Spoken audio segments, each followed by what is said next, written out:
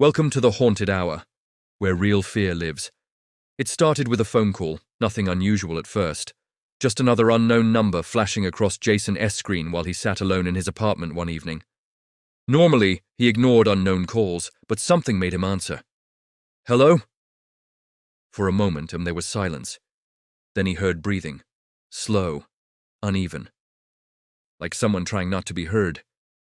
Jason frowned. Hello? Who is this? The line crackled slightly, and then a voice spoke. Don't move. Jason froze. Because the voice sounded exactly like his own. Same tone, same pitch, same cadence. It was unmistakable. His stomach dropped. What is this? Who is this? He demanded. The voice didn't answer his question. Instead, it whispered, He's behind you. Jason spun around instantly. His apartment was empty, living room quiet, kitchen dark, no one there. His heart raced. This isn't funny, he said into the phone, but the voice continued. You shouldn't have answered. The line went dead. Jason stared at his phone screen, and that's when he noticed something impossible. The caller ID showed his own number. He had just received a call from himself. Assuming it was some kind of glitch or prank app, he tried to shake it off. But minutes later, his phone rang again. Same number. His number. This time he hesitated before answering. Slowly, he lifted the phone to his ear. Hello? The voice returned immediately. You're in danger. Jason's chest tightened. What do you want? He asked. The voice lowered to a whisper. He's watching you. Jason's eyes darted around his apartment. Every shadow suddenly felt threatening. Every corner felt occupied.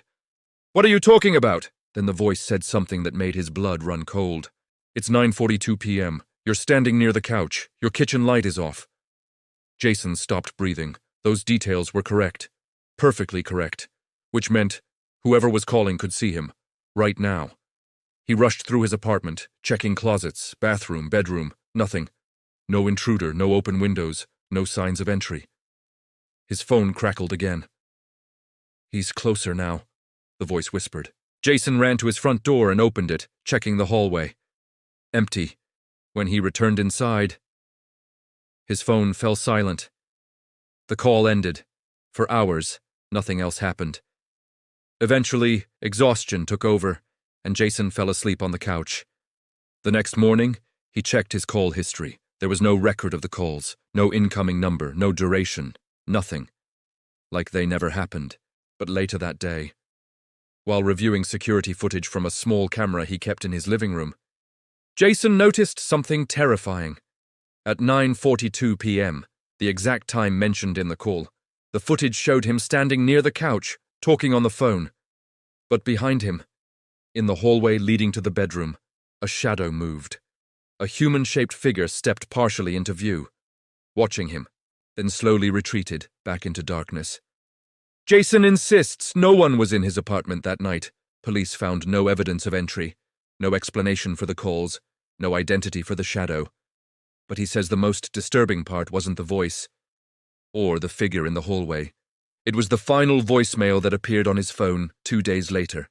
A message with no timestamp, no sender, just audio. When he played it, he heard himself speaking, panicked, breathing hard, whispering one sentence over and over. Don't answer the phone.